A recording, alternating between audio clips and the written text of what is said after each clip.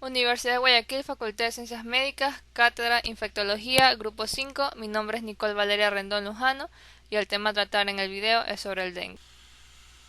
El nombre de mi caso clínico es la etnia afrocolombiana, un factor protector paradójico contra. En Colombia, el dengue es un problema prioritario para la salud pública. 25 millones de personas que viven en altitudes de hasta 2.200 metros de altura sobre el nivel del mar, donde hay una alta infestación de mosquitos, Aedes aegypti, están en riesgo. Además, 4 serotipos del virus están circulando simultáneamente desde 1982.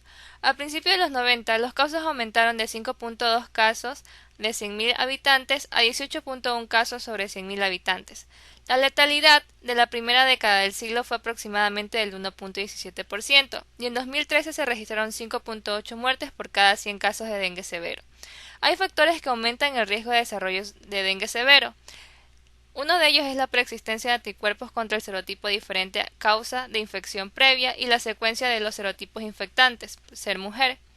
La siguiente es la desnutrición. Los niños obesos con dengue severo tienen un peor pronóstico. La edad temprana de la infección, los niños tienen un riesgo de 40 veces mayor que el riesgo de los adultos que sufren dengue grave. Como factor protector, se ha observado durante las epidemias de dengue que los afrodescendientes tuvieron una menor proporción de formas clínicas graves y hospitalizaciones, incluso en condiciones de igualdad de acceso a los servicios de salud. En África y Haití, aunque diferentes serotipos circularon al mismo tiempo, no hubo evidencias de brotes en niños. Con estas observaciones, se ha propuesto la existencia de un gen humano que modera la expresión clínica de la infección por dengue entre individuos africanos descendientes, pero también han sido encontrados polimorfismo en el locus HLA clase 1. Materiales y métodos. El estudio se realizó en Cali, Colombia, una ciudad con una población de 2.319.684 personas, en donde el 98.4% se encuentran en las zonas urbanas y el 1.6% en las zonas rurales. De acuerdo a su latitud y a una altitud de 1.070 metros sobre el nivel del mar con una temperatura media de 24.7 grados Celsius, son condiciones que explican la persistencia de mosquitos Aedes aegypti y el Aedes albopictus. A través de un estudio ecológico, las incidencias acumuladas del dengue se compararon entre las comunidades categorizadas de acuerdo con la proporción de la población afrocolombiana tomada del censo del Departamento Administrativo Nacional de Estadísticas en 2005 y sus proyecciones para el 2013. Además, la distribución de la población de la ciudad en las comunas fue tomada en la Oficina de Planificación Municipal. Los casos se obtuvieron del Sistema de Vigilancia Epidemiológico Nacional. Plan de análisis. La base de datos se ajustó de acuerdo con el algoritmo del Instituto Nacional de Salud de Colombia para identificar y eliminar los casos duplicados, los descartados por laboratorio y aquellos procedentes de fuera de la ciudad de Colombia. Los casos de dengue fueron obtenidos para las comunidades por edad y origen étnico, es decir, afrocolombianos y no afrocolombianos. Las poblaciones se obtuvieron como sigue. La diferencia entre la población total y el total de los casos de dengue registrados resultó en el total de los no casos. La diferencia entre el total para los afrocolombianos según el DANE y los casos afrocolombianos de acuerdo con el registro de Civigila dieron como resultado los afrocolombianos no casos, y la diferencia entre el total del no afrocolombiano según la DANE y los casos no afrocolombianos de acuerdo con Civigila dieron lugar a los no afrocolombianos no casos. La proporción de los afrocolombianos en las comunidades fue calculado. Las comunidades se clasificaron en dos zonas en proporción a la población afrocolombiana: comunidades en alta proporción de los afrocolombianos que contienen un 30% más y comunidades con baja proporción de afrocolombianos que contienen menos del 30%.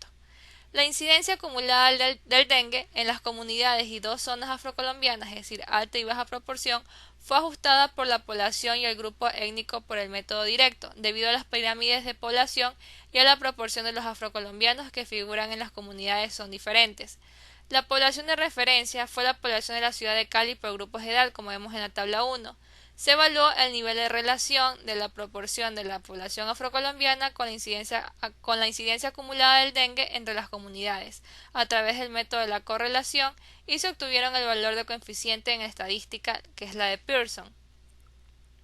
A continuación se calculó la incidencia acumulada del dengue para los afrocolombianos y los no afrocolombianos, y la primera fue tomada como categoría de referencia, ya que fue la incidencia más baja.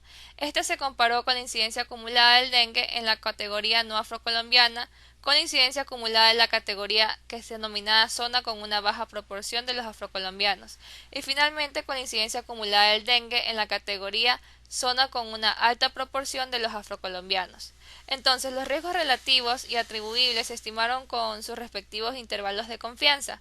Se compararon dos mapas, uno con una distribución de las comunidades de acuerdo a la proporción a los afrocolombianos contenidas de ellas, y el otro mapa con la distribución del riesgo del dengue en las comunidades. Conclusiones. Los afrocolombianos tienen un riesgo de manifestar síntomas clínicos del dengue que es del 6.1 veces inferior a los no afrocolombianos, como se observa en la tabla 5. Se evidenció una modificación del efecto de la etnia sobre la incidencia de la enfermedad en la zona de residencia de acuerdo a la proporción de los afrocolombianos. Mientras ser afrocolombiano protege al individuo contra el dengue y sus formas graves, paradójicamente sus vecinos no afrocolombianos tienen un mayor riesgo de contraer la enfermedad como si vivieran con los vecinos de su misma etnia. La consistencia de la asociación entre la etnicidad y el dengue no ha sido documentado por otras autoridades con esta metodología en otras partes del mundo.